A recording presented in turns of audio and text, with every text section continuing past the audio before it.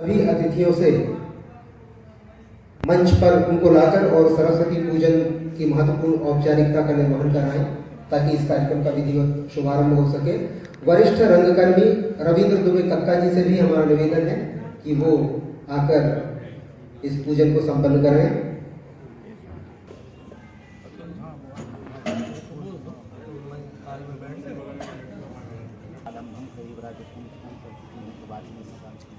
देवी सर्वभूतेषु विद्यारूपेण समस्तः नमस्तस्यै नमस्ते नमस्ते।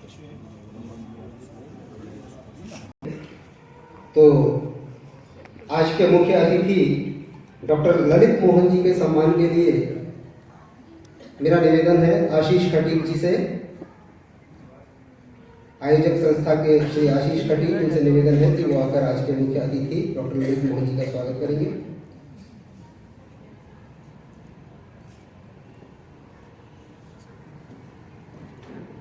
और हर वर्ष इस कार्यक्रम का आयोजन करते हुए और कला गुरु विष्णु पाठक स्मृति सम्मान प्रदान करने का ये जो संकल्प आयोजक संस्था के डॉक्टर अतुल श्रीवास्तव जी ने लिया है, हम उनको बहुत बधाई देते हैं। और ये हमारे आज के मुख्य अतिथि डॉक्टर ललित मोहन जी का सम्मान से।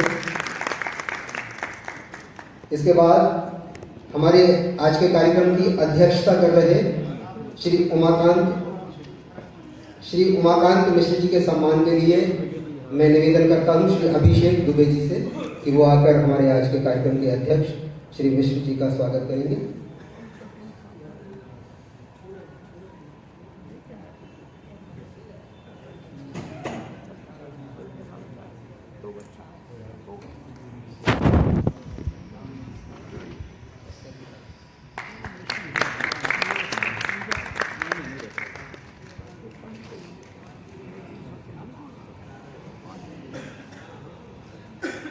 स्वागत के लिए मैं डॉक्टर अतुल श्रीवास्तव को आमंत्रित करता हूं कि वो हमारे आज के विशिष्ट अतिथि आचार्य जी का स्वागत करेंगे।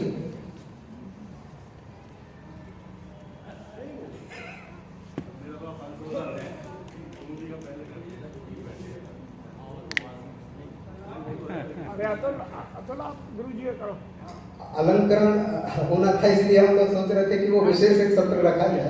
चलिए, हाँ, वरिष्ठ लोक गायक श्री हरगोविंद मिश्र जी का स्वागत अतुल श्रीवास्तव जी करेंगे।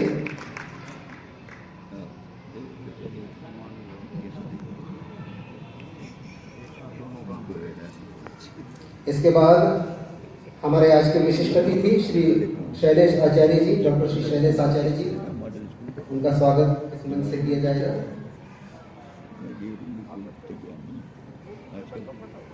क्या बताएं?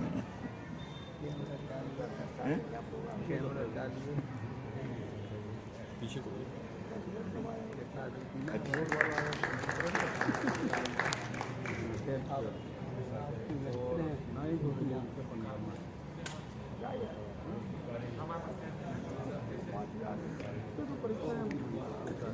हमने आपको सूचना दी कि इस अलंकरण समारोह में प्रतिवर्ष 2 लोगों को ये सम्मान दिया जाना है। आज हमारे सागर के वरिष्ठ लोक गायक डॉक्टर श्री हरगोविंद मिश्र जी आपके समक्ष उपस्थित हैं और पद्मश्री दादा राम सहाय पांडे जी, इन 2 लोगों को ये अलंकरण दिया जाना था, लेकिन अस्वस्थता की वजह से दादा राम सहाय पांडे जी हमारे बीच नहीं उपस्थित हो सके हैं। उनका प्रतिनिधित्व उनके पुत्र श्री संतोष पांडे कर रहे हैं। हम उनके स्वागत के लिए आमंत्रित करते हैं राम नरेश तिवारी जी को कि वो आकर श्री पांडे जी का स्वागत करें।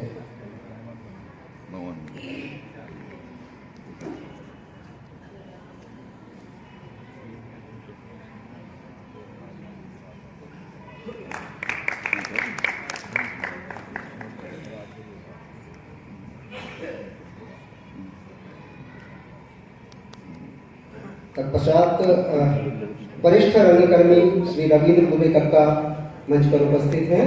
हम उनके सम्मान के लिए अभिषेक दुबे जी को आमंत्रित करते हैं कि वो आकर रविंद्र दुबे कक्का जी का स्वागत करें।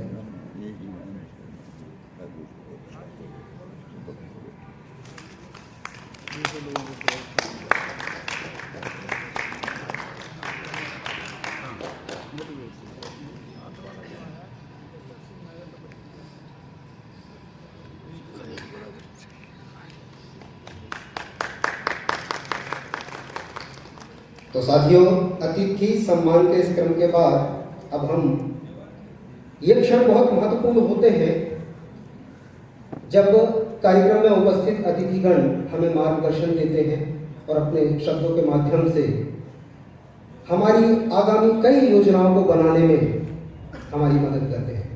तो उद्बोधन क्रम को हम आरंभ करेंगे और सर्वप्रथम विश्वविद्यालय के पूर्व विभागाध्यक्ष एवं डीन प्रदर्शनकारी कला, संगीत एवं पत्रकारिता विभाग डॉक्टर श्री ललित मोहन जी से निवेदन करेंगे कि वो आकर और इस तरह के कार्यक्रमों का मार्गदर्शन करें।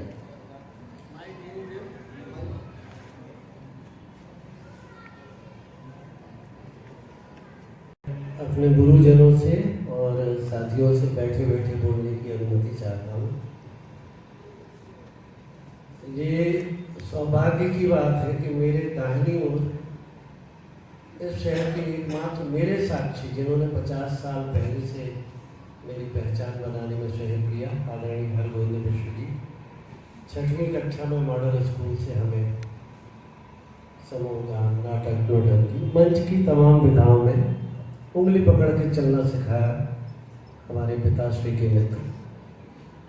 इस तरफ उमाकांत जी हैं, इनसे मेरी मुलाकात कम है, लेकिन श्यामाकांत और रमाकांत इनके दो भाई हैं।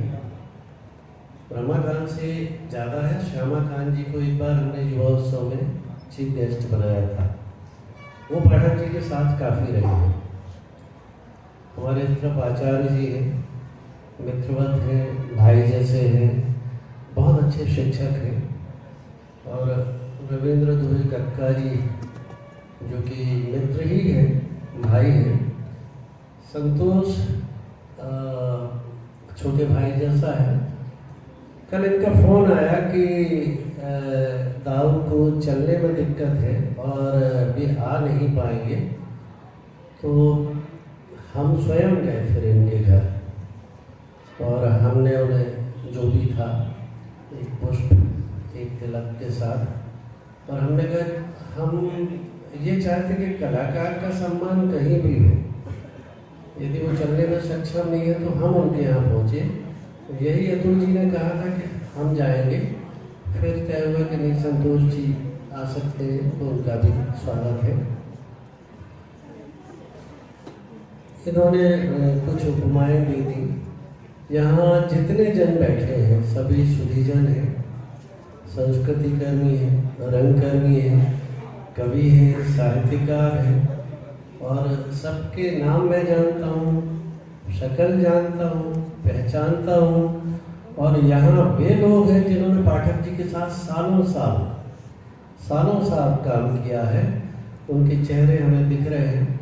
नाम लेने के लिए मैं इसलिए बच रहा हूँ कि कोई ना कोई छूटेगा तो बाद में मुझे पकड़ेगा कि आपने हमारा नाम छोड़ दिया, और निश्चित से एक दो नाम छूटते ही छूटते हैं। तो मैं सबको यहाँ से प्रणाम करता हूँ, सभी मेरे परिचित हैं, हमारा प्रणाम अपने पास तक स्वीकार करें। अब कुछ संस्मरण की बात करते हैं। कितनी देर बोल रहे क्या? 40 साल के संस्मरण है। तो पूछना चाहिए आयोजकों से, फिर भी हम संक्षिप्त में अपनी बात करेंगे। 1942 से हमारे पिताश्री की हारमोनियम की दुकान थी 3 बत्ती में मड़िया के पीछे। शहर के सारे कलाकारों को एक वो स्थान था मिलने जुलने बैठने, क्योंकि सबको हारमोनियम सुधरवाना होता था। हो सकता है ये बात विश्व जी के मन में चल रही हो, हमने पहले बोल दिया। पहला बैट्समैन अच्छा है, चाहे जैसा खेल लेता है। तो वहाँ कई बार विश्वविद्यालय का हारमोनियम सुधरने आता था, जिस पर सागर विश्वविद्यालय लिखा रहता था, और पाठक साहब वो हारमोनियम सुधरवाने के लिए आते थे, भेजते थे। तो मुझे बड़ा लगा कि विश्वविद्यालय में हारमोनियम की क्या ज़रूरत है, क्योंकि हम लोग ये समझते थे कि यूनिवर्सिटी यानी पढ़ने लिखने का स्थान। तो क्यूरियोसिटी वहाँ से शुरू होती है बचपन से। फिर पता चलता है कि ये ग्रुप डांस वगैरह बाहर लेके जाते हैं। चक्रा घाट हमारा निवास है, पाठक जी का भी निवास है, एक गली बीच में है बस। तो चक्रा घाट पे अक्सर देखते थे वो रिहर्सल कराते थे। उनके गली के ठीक बाजू में बल्ली माता मंदिर होता है, और वो गुजराती खेड़ावार समाज का मंदिर है। यहाँ कई लोग बैठे जिन्होंने वहाँ रिहर्सल की है। अरविंद जैन जी हैं, पुराने में एक और दोनों अरविंद जैन हैं, कई लोग हैं जो 30-40 साल पहले, मतलब शुरुआत वहाँ से है। और वो थी लोक कला अकादमी, उनकी बनाई एक संस्था। विश्वविद्यालय में जब वे आए तब एक छोटे से प्रोफेसर W.D. वेस्ट ने उन्हें अपना गैराज दिया भूगर्भ शास्त्र विभाग में कि आप यहाँ ऑडियो विजुअल एक विभाग शुरू कर सकते हैं। वहाँ से होते होते होते फिर एक भवन मिला 1964 में। फिर लगभग 88-89 में वहाँ शिक्षण शुरू हुआ, PG डिप्लोमा परफॉर्मिंग आर्ट से। हम और प्रेम गुरु साहब आए। प्रेम गुरु साहब कथक सिखाते थे, फाटक जी फोक डांस, और हम बाकी सब विधाएं। इसके बाद अब वो इतना रिच डिपार्टमेंट हो गया है कि पिछले 10 साल से वो डिग्री कोर्स शुरू हो गया, UG और PG। फाइन आर्ट्स भी आ गया, थिएटर भी आ गया, म्यूजिक भी चल रहा है। और अभी जो नई बिल्डिंग है, क्योंकि हमने उनकी परंपरा को 1986 से हम विभाग में हैं और 2004 से विभागाध्यक्ष का दायित्व उनकी चेयर पर बैठने का सौभाग्य मिला। तो मुझे लगा कि एक प्रभु ने ये काम दिया है, अपन इसकी रक्षा करें और जितना अच्छा बना सकते हैं बनाएं। तो बीच बीच में आप लोग आते रहे हैं, कुछ विभाग की बिल्डिंग का काम का परिवर्तन भी देखा है कि कैसे कैसे हमने किया। और अभी 2 महीने पहले विभाग नए भवन में शिफ्ट हुआ है, जिसकी बिल्डिंग 55 करोड़ की बनेगी। हिंदुस्तान में इतनी सुंदर बिल्डिंग कहीं नहीं, आप जरूर जाइए। न्यू साइट डेवलप हो रही है पथरिया रोड पे नीचे बाएं तरफ, AC है, सब लिफ्ट लगी। आपने सोचा है कि यूनिवर्सिटी में 1 मंजिला के लिए लिफ्ट लगी होगी? उस बिल्डिंग में फर्नीचर इतना स्ट्रॉन्ग है कि सागर के किसी भी बड़े से बड़े व्यक्ति के घर में नहीं मिलने वाला। आप चाहिए, मेरा निवेदन है कि उस बिल्डिंग में इस समय फाइन आर्ट्स की एग्जीबिशन लगी है, तकरीबन 200 चित्र वहाँ है, छात्रों के बनाए। मुझे परसों वहाँ बुलाया था समापन के लिए और मैं हतप्रभ था, मतलब ये समझिए कि अंदर से खुश हो रहा था या रो रहा था कि मैंने अपने जीवन में एक काम किया कि एक विभाग को वहाँ से लाके यहाँ तक कर दिया। और ये बात हम नहीं, वहाँ सब कहते हैं, जिन जिन विभागों में हम रहे, चाहे पत्रकारिता हो, संगीत हो, पुस्तकालय विज्ञान भी है, सबको एक नए भवन के लिए प्रयास किया और सबको रिटायरमेंट से पहले नया भवन मिल गया। तो ये मैं अपने जीवन की एक उपलब्धि मानता हूँ, आप सबका सहयोग मानता हूँ। रहा पाठक जी से पहली मुलाकात का एक संस्मरण याद आता है। फर्स्ट ईयर, सबकी फर्स्ट ईयर होती है, तो मोहल्ले के थे, पिताजी से सुनते थे कि ये नाच गाने में बाहर जाते, ऐसे बोलते थे पहले, सम्मान से नहीं बोलते थे। हाँ ठीक है, ये शब्दावली आपने सुनी होगी। तो हम, मेरे मित्र हैं जयकांत सोनी जो उसमें बांगो बजाते थे, और एक मित्र है राजू सिसोदिया जो गिटार बजाते थे, और हम हारमोनियम और एकॉर्डियन बजाते थे, एकॉर्डियन आड़ा हारमोनियम। तो हम तीनों ने तय किया कि इनके पास जाएंगे और यहाँ से अपने रास्ते खुलेंगे। और पहली बार डरते डरते कमरे में जाते, जैसे होता है फर्स्ट ईयर का बालक, पूछते हैं। तो हम तीनों कहते हैं ये गिटार बजाते हैं साहब, ये बांगो बजाते हैं, ये एकॉर्डियन बजाते हैं, हारमोनियम बजाते हैं। तो उनके पास उस समय इंस्ट्रूमेंट बजाने वाले स्टूडेंट नहीं आते। तो उन्होंने फौरन से जैसे लपका पकड़ा, बैठो बैठो बैठो, कहाँ के हो, किसके बच्चे हो, और वो तमाम परिचय जानने के बाद कि ये लोकल है, परिचित, वो सबके माता पिता को जानते थे, ये एक अच्छी बात थी। जैसे ही आप जब पूछते थे किसके बच्चे हो, तो वो एक डबल प्रेशर काम करता था कि एक तो ये गुरु, ऊपर से पिताजी को जानते हैं। तो वहाँ से हम लोगों का कैरियर शुरू हुआ और हम तीनों वहाँ से अपने धुने बजाते हुए आगे गए।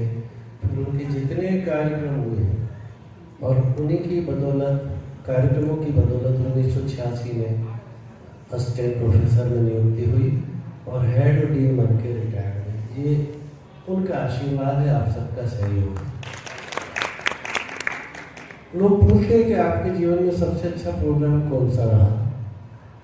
खराब तो होता नहीं है। हम उनके साथ गांव भी गए, छोटे छोटे गांव भी गए, और इस देश के सबसे बड़े मंच पे भी गए।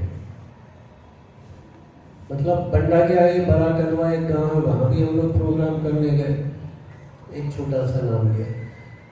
और मुंबई के सन्मुखानंद हॉल में फिल्म फेयर अवार्ड में भी शूट करने गए, जिसमें सामने की गैलरी में राज कपूर साहब, दिलीप कुमार साहब, ऋषि कपूर साहब, पद्मनी कोल्हापुरी साहब।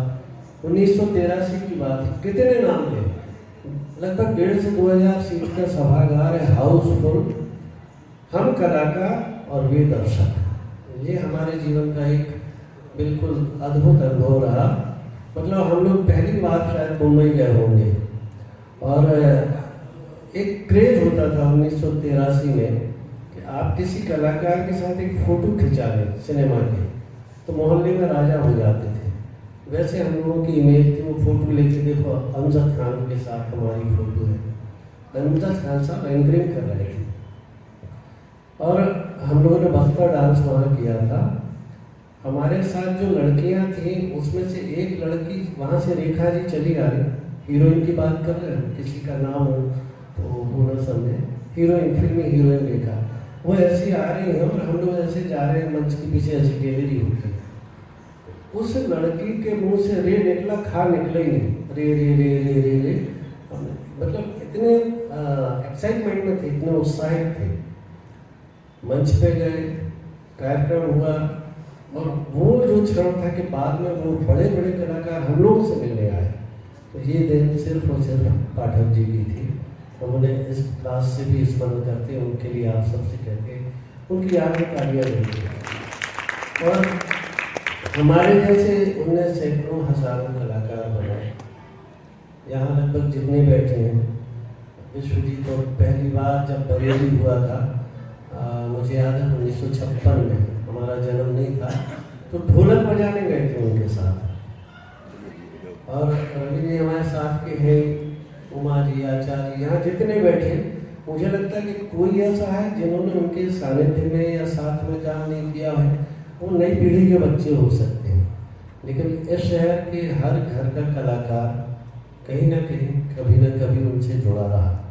और इस शहर को जो उन्होंने सबसे बड़ी बात दी, उनका मूल रुझान था फोक डांस, लोक नृत्य, और जो एक सबसे फेमस हुआ बधाई। सागर में आज हमें लगता है 100 से ज़्यादा ग्रुप बन गए हैं। 8 बच्चे जाते, जब लौट के आते तो 8 डायरेक्टर बन जाते हैं, फिर 8 जाते, फिर लौट के आते तो 8 डायरेक्टर बन जाते। तो हम पूछते भैया, बोले नहीं सर, वो बधाई लेके गए थे और हमने अपना ग्रुप बना लिया है। तो यदि छोटे बड़े ग्रुप देंगे तो 100+ हो जाएंगे, क्योंकि जो एक बार आता है वो डायरेक्टर बन के लौटता है। हम लोगों के टाइम ऐसा नहीं था, हम लोग 20-25 साल तक डायरेक्टर नहीं बन पाए, आज भी नहीं बन पाए, क्योंकि सीखने की एक कला होती है निरंतर मरणासन। आप जिस दिन सीखना बंद कर देंगे, आपका अस्तित्व समाप्त हो जाएगा। तो ये कुछ एक चीजें थी, संस्मरण भरे पड़े हैं, उनके साथ उनकी मिमिक्री करना। सब लोग जानते हैं उनकी बोलने की अदाकारी थी, शब्द फंबल होते थे, आधे शब्द समझ लो, आधे पकड़ लो, है ना, जो उनके साथ रहे वो समझ जाएंगे। तो अरविंद जी, हम लोग उनकी मिमिक्री भी करते थे उनकी अनुपस्थिति में, लेकिन उन्हें पता चल जाता था कि हमारे बारे में कुछ चला है, हुआ है, कुछ तो हुआ है ऐसा। तो जब वो पूछे कब हुआ तो ये एक उनकी उच्चारण थे, वो पहली बार में आपको समझ में नहीं आएंगे।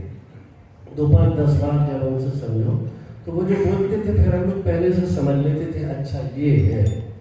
फिर मतलब सुनने के पहले ही एक आभास हो जाता था कि ऐसा कहा जा रहा है, ऐसा हो रहा है। डांट उनकी इतनी थी, मेरे ख्याल से 36 साल वो विश्वविद्यालय में रहे, और यहाँ जितने बैठे हैं सब धुरंधर अपने आप में है, कला के साथ, कैरेक्टर में। उनके पूरे कार्यकाल में एक घटना नहीं है कि किसी लड़की को किसी लड़के ने छेड़ा हो। इस बात की तालियां बजाइए। हम लोग भी गए हैं तो गुनगुनाते थे। यदि रेल के डब्बे में गए तो इधर लड़कियां इधर लड़के, बीच में भी बात कर ली तो अरे ले बात क्यों की, हमसे पूछ, परमिशन दो या हमारे माध्यम से बात चलाओ। क्योंकि उस समय सागर का माहौल ऐसा नहीं था कि आप अपनी बेटियों को, बहनों को घर से बाहर डांस के लिए भेज सकें। तो उनकी रेपुटेशन ऐसी बन गई थी, अच्छा पाठक जी के साथ जा रहे हो, जाओ। ये रेपुटेशन आज कमाना बहुत बड़ी बात है। आज अपनी बच्ची को, बेटी को, बहन को भेजते तो सिर में तनाव रहता कि हम भेजें ना भेजें, भेजें ना भेजें। वो इमेज हम लोगों ने बरकरार रखी। उसके बाद भी, उनके बाद भी, जब तक हम गए मैंने कहा नहीं, ये एक दाग किसी पर नहीं लगना चाहिए। और उसके लिए हमें कई बार लड़के नाराज हो जाते थे, अरे सर बात नहीं करने दे रहे जा। हमने कहा नहीं, इसमें कोई कंप्रोमाइज नहीं। लौट के आए, विभाग से बाहर जाओ, तुम्हें फिर जो करना है करो। तो ये कुछ एक उनकी क्वालिटी थी।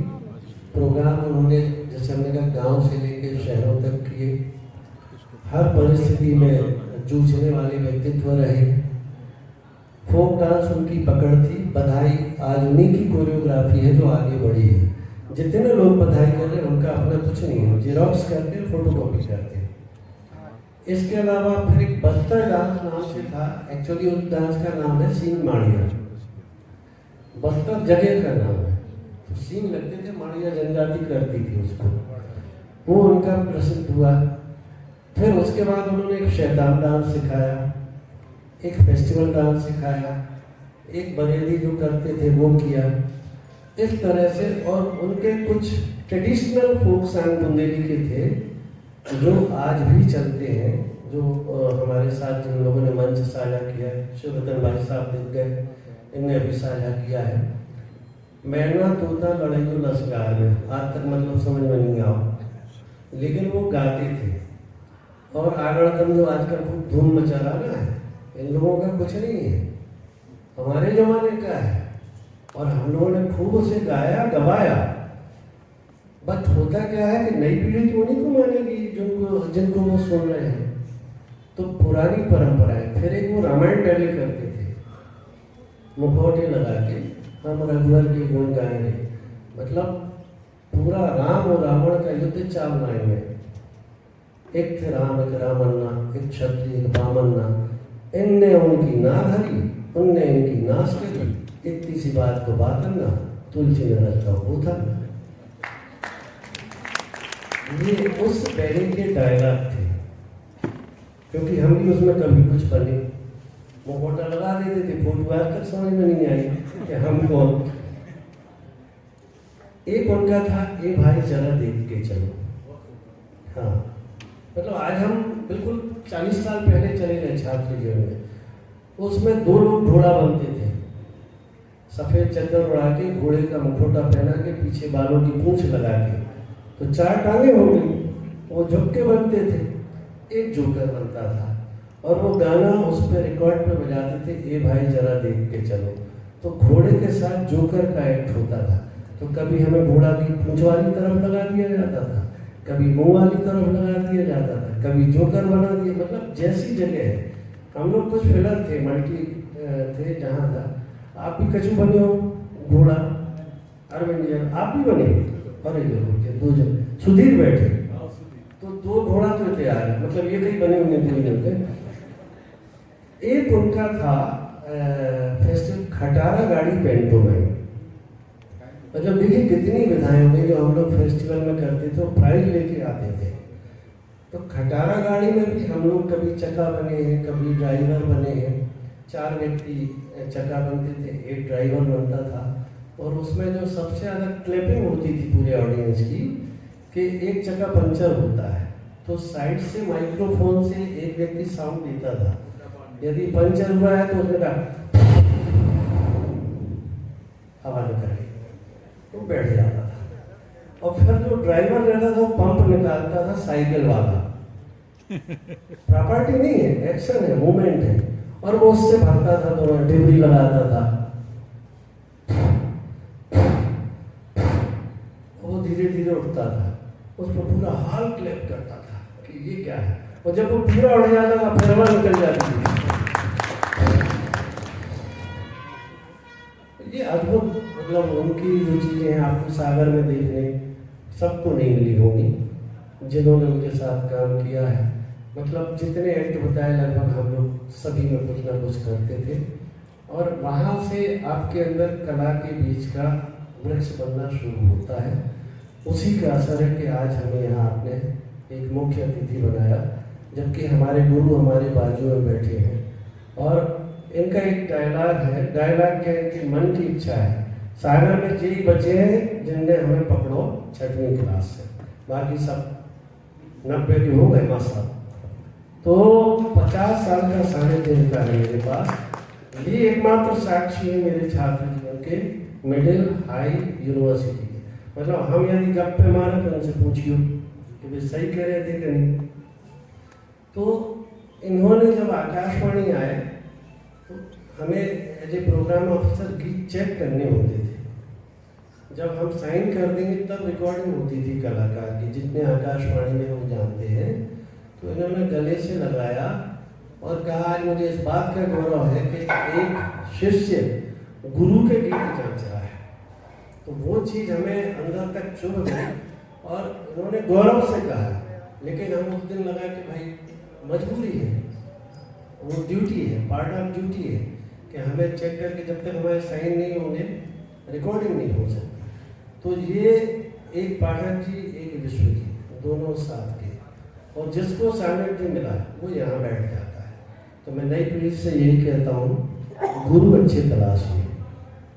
जितने लोग हैं मैं उनसे बार बार निवेदन कहता हूँ यूनिवर्सिटी में भी कि आप गुरु अच्छे बनाइए। यदि आपने गुरु को पकड़ लिया और गुरु ने आपको पकड़ लिया तो आप मंचों पर आ जाएंगे, देश में छा जाएंगे, दुनिया में चले जाएंगे। बहुत विनम्र श्रद्धांजलि आदरणीय पाठक साहब को। संस्मरण 40 साल के हैं। एक सुझाव है कि जिसके पास जो संस्मरण है 100, 200, 400 शब्दों में लिख करके अपना नाम, पता, मोबाइल नंबर के साथ, सुझाव है, मानो न मानो, अतुल जी को जमा करिए और 2 महीने 3 महीने का समय ले लीजिए। फिर हम उनकी एक संस्मरणात्मक पुस्तक निकालने का विचार करेंगे और वो आप सकते। ये मेरा एक सुझाव है, क्योंकि बोलने में हम कहाँ तक बोले, सबके पास संस्मरण है। तो लिख के दे दीजिए, समय आते करिए, 1 महीना, 2 महीना, साल, 2 साल, अनंत। बोलो भैया कक्का क्या महीना, अतुल जी आइए, आपका काम एक समय भी दे दी बिना मांगेंगे। 2 महीने, 3 महीने, शिवरतन भाई लग 6 महीने, चलिए 6 महीने, हमें लगा रहा उन्होंने क्या दिया तो 6 महीने का समय है अतुल जी के पास जमा करना, क्योंकि ये आयोजन उनका रचा बसा है, उनकी हार्दिक इच्छा थी। और जब हमें पता चला कि इसके लिए ये आप कहाँ से, क्या बोले, कुछ नहीं, सब कलाकारों से जिसने जो दे दिया भैया सुविधा तो कर ली। तो 6 महीने का समय, उनका नंबर सबके पास है, कार्ड में है। संस्मरण लिखिए, किताब छपाने का जिम्मा मेरा। तो ये मेरी तरफ से एक श्रद्धांजलि होगी। उसमें जो हमारे पुराने लोग हैं उनका सहयोग देंगे तो स्वागत है, नहीं देंगे तो स्वागत है। दूसरा एक मन में ये था कि ये तो एक कार्यक्रम हो गया है, एक संस्मरण आपने हो गया है, अब आगे वाले समय में ये कार्यक्रम चले कैसे, उसके लिए धन चाहिए। पर एक व्यक्ति कहाँ तक करेगा। तो एक ऐसा संकल्प लो कि जिनकी प्राइवेट नौकरी है, 100 रुपये महीने जोड़ो तो 1200 हो जाते हैं। जिनकी सरकारी नौकरी है 200 रुपये महीने जोड़ो तो 2400 हो जाते हैं साल में। जो रिटायर्ड हो गए और अच्छी नौकरी से हमारा भाई 300 रुपया महीना जोड़ो 3600 हो जाता है। तो ये जब अगला कार्यक्रम हो और वो हम जब इकट्ठा करेंगे तो ये धनराशि से एक बड़ा भव्य आयोजन होगा। और ये अलंकरण हमें नहीं पता आज अतुल जी के मन में क्या है, आज तो एक फूल भी करोड़ों का है, लेकिन हम उस समय चाहेंगे कि एक कलाकार को 1,50,000, 25,000 धनराशि भी मिले, वो सब आपके सहयोग से होगा। और आप ऐसा करते हैं तो मेरे ये 2 सुझाव मन में है। कार्यक्रम के बाद अतुल जी बताइए मुझसे क्या सहयोग चाहिए। बहुत धन्यवाद, बहुत आभार, नमस्कार।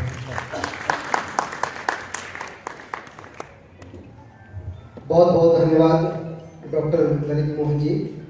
बहुत अच्छे प्रस्तावों के साथ उन्होंने अपनी बात का समापन किया। गुरुजी के दौर में हम हों या यहाँ बहुत से कलाकार ऐसे बैठे हैं, वो हों ना हो, लेकिन डॉक्टर साहब ने अपने संस्मरणों के माध्यम से हमें उस दौर में पहुंचा दिया। गुरुजी जो है एक विशाल लोक कलाओं का विशाल वट वृक्ष थे, जहां बहुत से कलाकार आए, पुष्पित हुए, सीखा, पल्लवित हुए, और उन्हीं में से अतुल श्रीवास्तव जैसे कुछ कलाकार हैं जो उनकी उस परंपरा को आगे बढ़ाने का भी काम कर रहे हैं। चलिए हम अगले वक्ता के रूप में आज हमारे इस कार्यक्रम में विशिष्ट अतिथि के तौर पर डॉक्टर शैलेश आचार्य जी जुड़े हुए हैं, जो उच्च शिक्षा विभाग से हैं। उनसे हमारा निवेदन कि वो आकर इस कार्यक्रम को अपने शब्दों से नवाजें।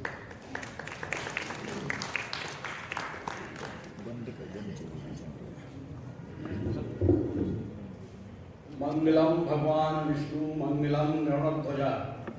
जैसे भगवान विष्णु पूरे जग का कल्याण करते हैं, ऐसे सागर के विष्णु लोक कला का उन्नयन कर आज कला गुरु के रूप में हमारे बीच स्थापित है। आज उनके पुण्य स्मरण के लिए और अलंकरण समारोह के लिए मंच पर पधारे हमारे आज के मुख्य अतिथि हरित जी, कार्यक्रम के अध्यक्ष भाई उमाकांत जी मिश्र बड़े भाई, और कला गुरु विष्णु जी के सखा और उनकी परंपरा को आगे बढ़ाने वाले हमारे परम श्रद्धेय पंडित हरगोविंद विष्णु जी, मंच पर विराजे मेरे मित्र रविंद्र। पूरा सारा इन्हें कक्का कहता होगा, पर मेरे मुंह से कक्का नहीं निकलता, ये मेरे लिए रविंद्र ही है। और पंडित रामनारायण जी के पुत्र पंडित पांडे जी। मेरा बचपन से अनुभव रहा विष्णु पांडे जी के साथ में। शनि श्री पे पिताजी के साथ में कई बार वो आते थे। शुरुआत में यहीं से करूँगा, शनि श्री से। सारे संस्मरण इस तरह के हैं। पिताजी ज्योतिष के विद्वान थे। विष्णु जी जब आते थे, मैं समझता हूँ ये बात 65-70 के बीच की बात है, जब मैं 4th-5th क्लास पढ़ता था। एक बार वो कुंडली लेके आए थे और कुंडली दिखाते हुए बोले कि पिताजी बोलते थे, तो पिताजी जब देखिए कि हमारा जीवन क्या है इसमें। पिताजी बोले कि इसमें दिख रहा है कि तुम विदेश यात्रा कर जाओ। अचंभित हुए, उन्होंने कहा कि ऐसे संभव नहीं लगता मुझे। आई गई बातों में चले गए। एक सज्जन मोहल्ले के और बैठे थे और उन्होंने कहा कि पिताजी आचार्य जी, ये तो नाचने गाने वाले हैं, ये विदेश कैसे जाएंगे। पिताजी ने कहा मैं नहीं बोल रहा हूँ, उनकी कुंडली का गणित बोल रहा है, मुझे नहीं पता, मैं थोड़ी बोल रहा हूँ। और बाद में भविष्य में देखा आपने, उन्होंने कई विदेश यात्राएं की। मैं लंबे समय ग्वालियर रहा, उनका अक्सर आना होता था ग्वालियर। बहुत से कार्यक्रम लेके आते थे, पूरी टीम लेके आते थे। एक बार ग्वालियर के एक गांव में साथ में जाने का अवसर मिला। वहाँ देखा मैंने कि उनके कितने शिष्य, कितने भक्त किस तरह से उनका सम्मान करते थे। शायद सागर में उन्हें वो सम्मान ना मिला हो जो बाहर उनको मिलता था। सन 2000 में मैंने एक कार परचेज करने का मन बनाया, कार ले लेते हैं। उस समय गुरु जी अपनी नई वैगनार लेके आए थे कुछ दिनों पहले। उनको जानकारी थी, उन्होंने बुलाया, कहने कोई गाड़ी नहीं, वैगनार लेनी। मैंने गुरु जी थोड़ी महंगी है, कहने कितने पैसे चाहिए मैं देता हूँ, वैगनार लेके आओ। वैगनार बुक कर ली। जिस दिन उठानी थी गाड़ी उसके पहले एक दिन पहले मैं पहुंचा। गुरु जी वैगनार चलाई नहीं, मुझे चलानी है, सिखाओ। इतने सहज व्यक्ति थे, इतने सरल। तत्काल उठे, चलो इंद्रप्रस्थ कॉलोनी किली से राजघाट चौराहे तक मुझे बिठा के आगे ले गए कि ये ऐसे ऐसे ऐसे ऐसे जहाँ नया RTO है वहाँ से गाड़ी कर दी के अंदर के भगवान का नाम लेके चला। हमने भगवान का नाम क्या लेना, जब भगवान ही चला के लाए, भगवान ही चलवा रहे तो आप तो साक्षात हुए। और वहाँ से जो आज का राजघाट चौराहा है वहाँ तक लाया हमने। और फिर मैंने कहा गुरु जी अब आप चलाओ, भीड़ भाड़ का मामला है, गाँव में कहीं कुछ हो जाए तो आप भी परेशान हो, मैं भी परेशान। हमेशा उनके पास गए जब भी, मुझे उनकी व्यक्तिगत चीज यही मालूम है, इसलिए बता पाऊंगा आपको। उनके पास टॉफी और चॉकलेट के डिब्बे भरे रखे रहते थे। वो चाय पिलाएं, चाहे ना पिलाएं, लेकिन चॉकलेट खाना। मैंने कहा कि आप हमेशा इतनी चॉकलेट खाते रहते हैं, आपको ये शुगर वो, पहले शुगर वो क्या चीज होती, जिनको होती होगी वो जाने, मुझे नहीं होती। कई बार उनके सानिध्य में जाकर के बड़े बाजार में उनका लोक कला अकादमी सेंटर था, अकादमी, वहाँ घंटों बैठे। मैं समझता हूँ कि उनके लिए सबसे अच्छा स्मरण और श्रद्धांजलि होगी कि हम उस लोक कला अकादमी का पुनर्गठन करके उसको नई गति, नया जीवन दें। एक बार वो चीज अपने जीवन काल में बोलते थे कि रॉयल पैलेस राजघाट रोड के पास उनका एक किराया मकान बन रहा था, बन चुका, तो वहाँ एक संग्रहालय की स्थापना करना चाहते थे। तो मेरा आप सबके से निवेदन है कि उसमें यदि कोई प्रयास हो सके, उस संग्रहालय का उनका आकार अपन दे सकें, हम उसमें क्या परिश्रम कर सकते हैं, क्या प्रयास कर सकते हैं, इसके लिए हमें जरूर प्रयास करना चाहिए। डॉक्टर अतुल श्रीवास्तव ने अपनी संस्था के माध्यम से ये कार्यक्रम आयोजन करने का बड़ा फैसला लिया और इसके अंतर्गत कला गुरु विष्णु पाठक के नाम से अलंकरण, और आज हमने उस अलंकरण को जिन 2 विभूतियों को समर्पित किया है वो उसके लिए बहुत अच्छे व्यक्तित्व है, पंडित राम साहेब पांडे और आदरणीय हरगोविंद जी विश्व। इन 2 से बड़ा कला गुरु सागर में होगा, तो ये बहुत अच्छी परंपरा है। मैं अपनी ओर से कहना चाहता हूँ कि भविष्य में इस संस्था को, डॉक्टर अतुल को, मेरी जहाँ जैसी आवश्यकता होगी मैं पूरी ताकत के साथ उनके साथ खड़ा मिलूंगा। बड़े रोचक ढंग से ललित जी ने पूरे उनके वृत्तांत आपके सामने रखे। इस रोचकता में आपने महसूस किया होगा कि वो कितने व्यक्तित्व थे जो शून्य से शुरू हुए और आकाश तक चले गए। ये परिश्रम का फल है। हम आज सब बगैर परिश्रम के बहुत ऊपर जाना चाहते हैं जुगाड़ से। जुगाड़ हर जगह चलती है, पर कई ऐसे मामलों में नहीं चलती जहाँ पे आपका कौशल लगता हो। ये कौशल था। मुझे याद है जब ग्वालियर में ललित में गया साथ होंगे, तो खटारा वाला जो है ये उनका वहाँ मंचन था और ये वास्तव में अद्भुत था। गांव के लोग भी उसको देख के, मुंबई में तो ठीक, गांव के लोग उसको देख के अचानक थे कि ये हो क्या रहा है, और नई संकल्पना लेके नए इनोवेशन के साथ जो उन्होंने सागर को कला के क्षेत्र में आगे बढ़ाया। आज आप सब जानते हैं कि सागर विश्वविद्यालय के छात्र विद्यार्थी पूरी दुनिया के कोने कोने मिलते हैं। ऐसे ही हमारे कलागुरु पंडित विष्णु पाठक के विद्यार्थी शिष्य आपको दुनिया की हर जगह उपलब्ध मिलेंगे। कोई ना कोई किसी न किसी ढंग से उनसे जुड़ा हुआ है। मैं समझता हूँ कि मैं इतना पर्याप्त बोला हूँ। मैं यही फिर से दोहराऊंगा कि जहाँ मेरी आवश्यकता हो संस्था को, अतुल जी को, किसी और परोपकार वाले काम में, तो मैं वहाँ पे आपको पूरी ताकत से खड़ा लूँगा। नमस्कार।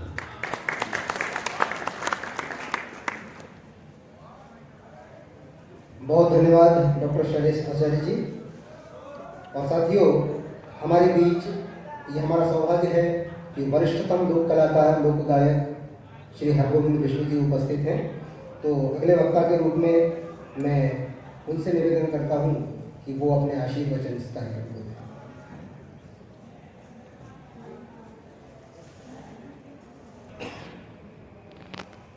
मंच पर आसीन कलाविदगण, आत्मीय ललित महोदय और सागर को जो सांस्कृतिक गतिविधियों में चेतना देते रहते हैं, जगाते रहते हैं, यूँ कहिए कि सांस्कृतिक आयोजनों के केंद्र बिंदु हमारे परम आत्मीय मिश्र जी जो आज अध्यक्षता कर रहे हैं, और मेरे मोहाल में रहने वाले जिनसे बहुत कम दर्ज पर हो पाते हैं, लेकिन पूरे देश में फिल्म इंडस्ट्री में स्थान बनाए हैं, भाई रवीन जी। भाई कहूँ कक्का तो जगत कहता है। कई फिल्मों में वो आगामी मंचों पर, आगामी सीरियल में आपको दिखाई देंगे, और पद्म श्री जिन्हें प्राप्त हुआ है हमारे, उस नृत्य को जिसे लोग अच्छी दृष्टि से नहीं देखते, राय किस उच्च शिखर पर पहुंचाया। राय तो सर्वत्र होती है। अभी मैं अपने आदमी गोविंद सिंह मंत्री के यहाँ गया था, वहां पर 4 टोलियां नृत्य कर रही थी। राय को लोगों ने अच्छी दृष्टि प्रदान नहीं की, पर दृष्टि तो अपनी अपनी है। कहावत भी है, जैसा आप चाहें वैसा देखें, जैसा देखें वैसा मन बना। ये अलग अलग बात है। लेकिन राय जो नृत्य है, अंतर्राष्ट्रीय स्तर पर पहुंचाकर सरकार को मजबूर कर दिया कि इस विभूति को पद्मश्री दिया जाए, और वो मिला। ऐसे हमारे परम आदमी श्रद्धे पंडित राम भाई के पुत्र संतोष भाई का बहुत बड़ा प्रयत्न है। पांडे जी ने तो जितना किया, उस स्तर तक वो पढ़े लिखे नहीं थे। कला में वो प्राचीन पद्धति को लिए हुए और कलाविद कहलाते हैं, लेकिन संतोष का बहुत काम है। ऐसे मंच पर जो बैठे हैं, आयोजन के भाई अतुल श्रीवास्तव और हमारे साहू जी, सभी कलाकार, सबसे पहले मैं एक बात आई है वो कह दूं। आचार्य जी ने बहुत अच्छी बात कही। जो बाद में वक्ता होता है उसे बड़ी आसानी होती बोलने में। जब कुछ ना आता हो तो 2-4 जन की बातें कह देता है वो। आचार्य जी ने कहा है कि विष्णु पाठक की जो संस्था है उसको पुनर्गठित किया जाए। इसमें मेरा सुझाव है कि इसी संस्था में मर्ज कर दिया जाए उसको, क्योंकि उनके नाम से वो जो संस्था थी उसमें भी बहुत से कलाकार यहाँ वहाँ हो गए हैं। लेकिन अब ये जो संस्था है कला से ही संबंधित है और उनकी स्मृति में कार्य हो रहा है। और यहाँ पर हमारे मिश्री जी बैठे हैं, अभी ने श्यामाकांत का नाम लिया। तो ये जो विभूतियां हैं और हम लोग सब हैं, तो अतुल भाई से अनुरोध करेंगे कि ऐसी कोशिश करें कि उस संस्था को इसी में मर्ज करके हम चलाते रहें। और कोई ऐसी बाधा आती है जिसको आर्थिक बाधा कहते हैं, तो वर्तमान में जो है वो तो करेंगे ही। मैं व्यक्तिगत रूप से उसमें शहर में चलूंगा और जितनी संस्थाएं हैं सबसे अनुरोध करके एक निश्चित संस्था का फंड स्थापित करेंगे, जिससे कि इसके सहयोग से, उसके सहयोग से ये बात ना है। सम्मान पे जैसे इन्होंने कहा कि भाई कलाकारों का सम्मान होता है, उनको मिलना चाहिए, बात ठीक है। सम्मान कई प्रकार के होते हैं और सम्मान जिसको मिलता है वो तो अपने आप में बड़ा गौरव का अनुभव करता है। कुछ ऐसे कलाविद भी हैं जो सम्मान जिन्हें ढूंढता है या जो सम्मान करने वालों को ढूंढते हैं, ये पद्धति चलती है। अगर सच्ची कला आप में है, जो विष्णु पाठक में थी, मैं प्रथम व्यक्ति हूं, भूल गए हैं लोग, मैं तो ढोलक वादक था। एक आज भी मेरे पास छोटी सी ढोलक है। जिस समय बरेली नृत्य हुआ दिल्ली में, तो भांगड़ा का जो ढोल होता है वो हिंदुस्तान का बहुत बड़ा वाद्य होता है। जिस समय मेरी ढोलक बजी तो भांगड़ा वाले आए और ढोलक देखने लगे कि है क्या, 1.5 फुट की ढोलक है, कहाँ 2.5 फुट का ढोल। और उसकी आवाज, वो राज मैंने किसी को नहीं बताया, आप लोगों को बताता हूं मैं। छोटी सी ढोलक के भीतर मैंने 11 अंडे लगाए थे। अंडे के खोखे गाज से चिपकाए थे उस ढोलक में। जब वो हाथ ढोलक पर पड़ता था तो वो इतनी जोर से बोलती थी कि माइक तक फिर जाता था। उस पर वो डांस हुआ ताल कटोरा गार्डन दिल्ली में, नेहरू जी सामने बैठे हुए थे।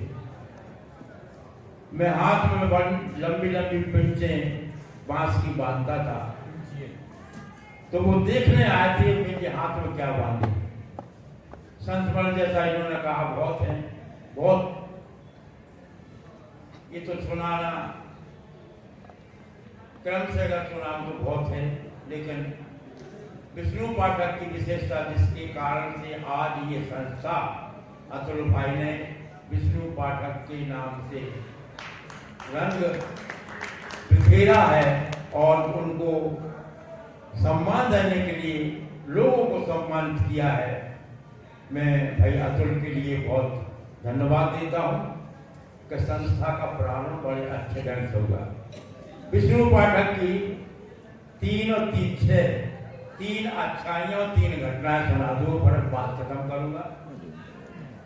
वो बात तो मैंने सुनाओ कि इन्होंने कहा था कि मेरे पिता की बस कलाकार आते थे हारमोनियम की, तो उनका एक संस्मरण सुना दो कि कन्हैया लाल जी, स्वर्गीय कन्हैया लाल जी जो इनके पिताजी थे, ऐसा मैंने स्वर्ग का ज्ञाता नहीं देखा।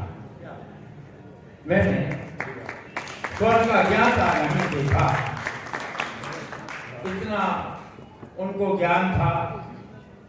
मैंने भी हारमोनियम, पहले मैं 5 रुपए में किराए से हारमोनियम लेता था, तो उनके पास पहुंचा कि आप अपना हारमोनियम दे दीजिए, हमें गाने जाना है।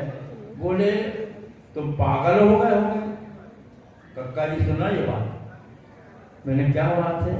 एक लड़के को पागल कराया कि हाँ, अरे कई लोकगीत में तो हारमोनियम बजते ही नहीं। अगर तुम लोकगीत में हारमोनियम बजा रहे हो तो तुम अन्याय कर रहे हो।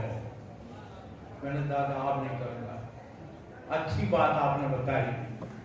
फिर उन्होंने हारमोनियम दिया, मैंने मैं इसलिए नहीं उनको बजा के कम जानता हूँ। स्वर खोल दिए, धम्मन चला दिया, स्वर बज रहा है, तान पूरा बन गया, गा दिया। ऐसे हमारे कन्हैया लाल जी थे।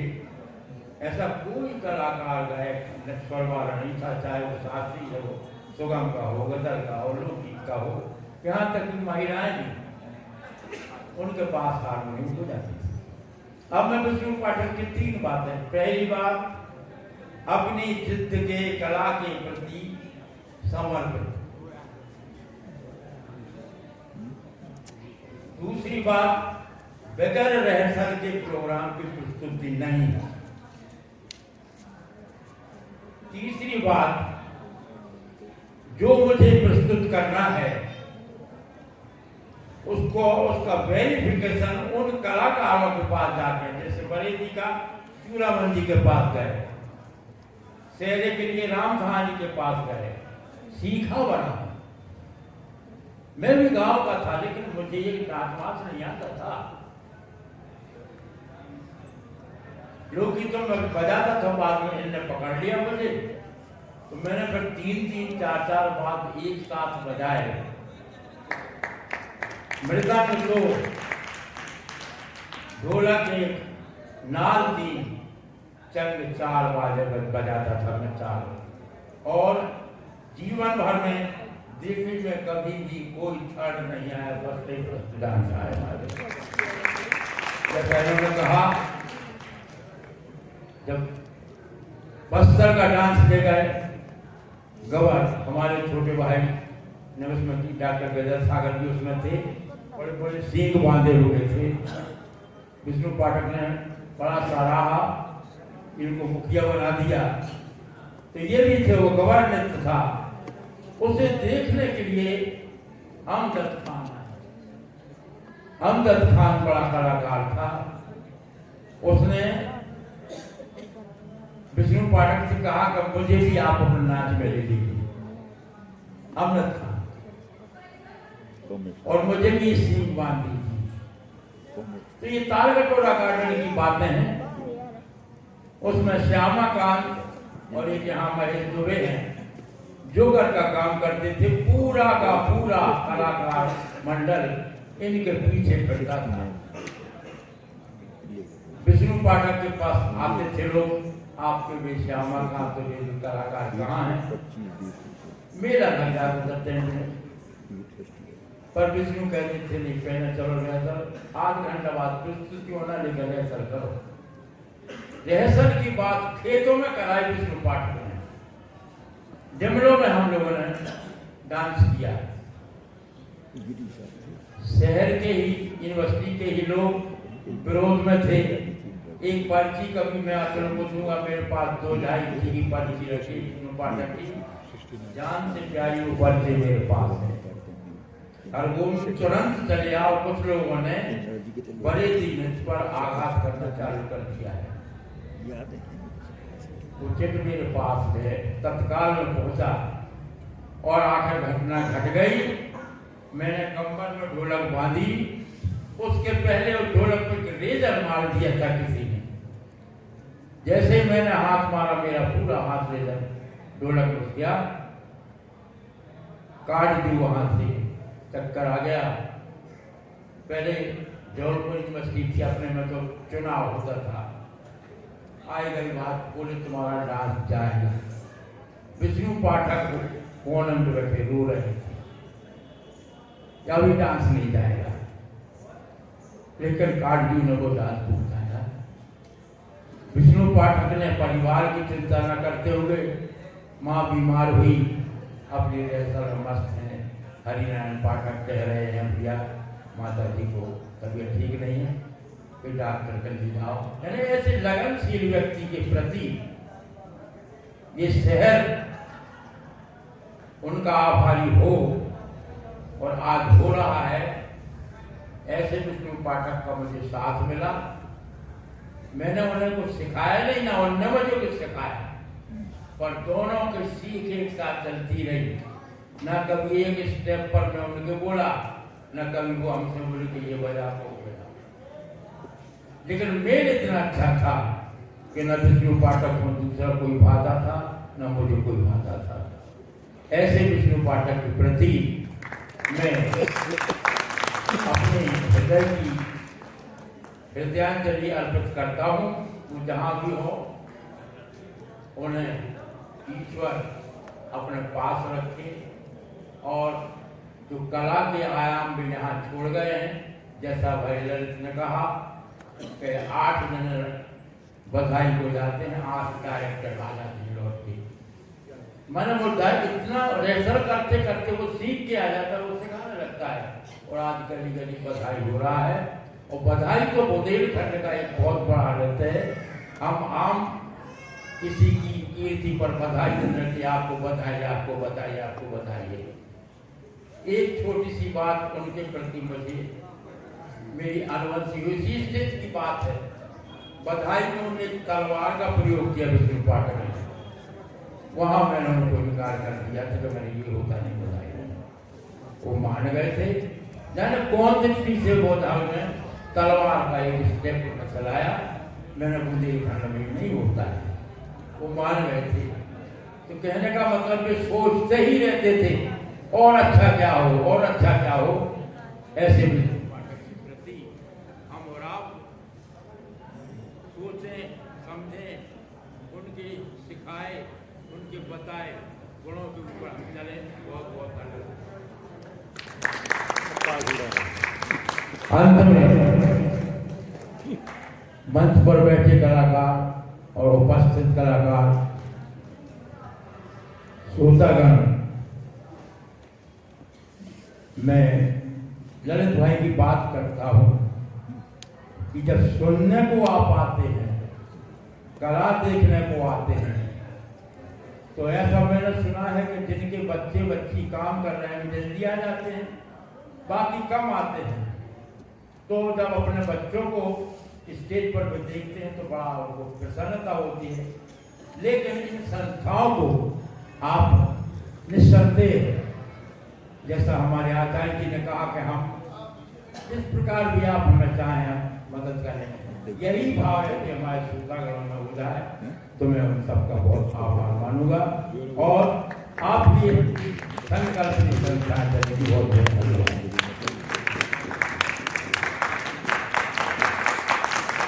बहुत बहुत धन्यवाद आदरणीय दादा हरगोविंद विश्व जी। और साथियों, इस मंच से उद्बोधन सत्र के बाद मंचीय कलाओं का भी प्रदर्शन किया जाएगा।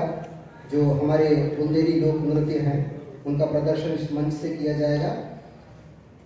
उसके पूर्व बहुत से वरिष्ठ जन सामने भी दिख रहे हैं।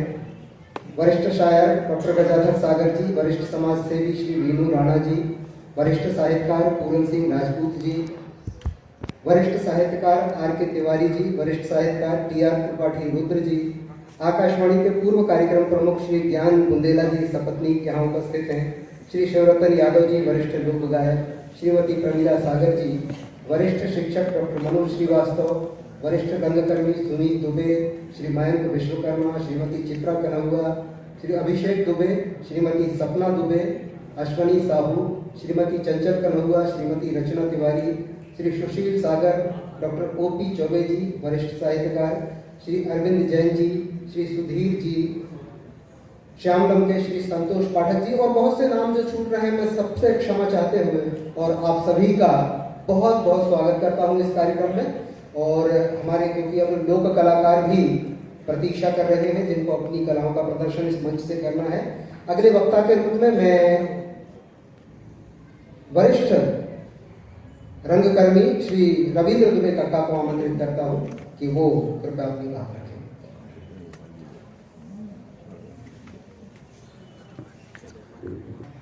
अनुज सतीश जी, सर्वप्रथम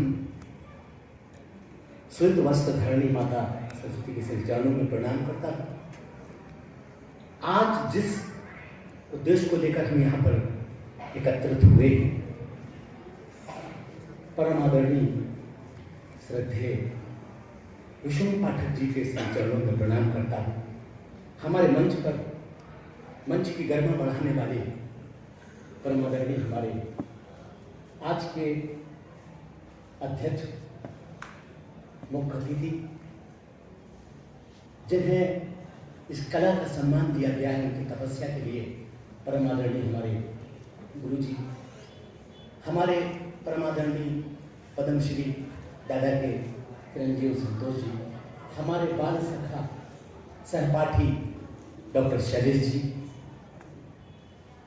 मैं सबसे शुरू में, चूंकि समय तो ज़्यादा बुरा तो समझ रहा हूँ, आपकी उत्सुकता नृत्य के प्रति भी समर्पण का भाव लिए हुए है, जिज्ञासा बलशाली है, निश्चित में मानता हूँ। पूरे सुधीजन यहाँ पर जो विद्यमान है उन सबको भी प्रणाम करता हूँ, यथोचित सम्मान आपको ज्ञापित करता हूँ। मेरे वरिष्ठ, मेरे कनिष्ठ को अपने मान के अनुसार स्वीकार करिएगा। हमारे बात आती है तो कुछ लोग ये शायद भ्रम पैदा कर लेते हैं कि मैं एक लोक गायक भी हूँ। यदा कदा कभी दुस्साहस करता हूँ, पर वह देखकर शुरू किया है मैंने जब मैं बहुत छोटा था।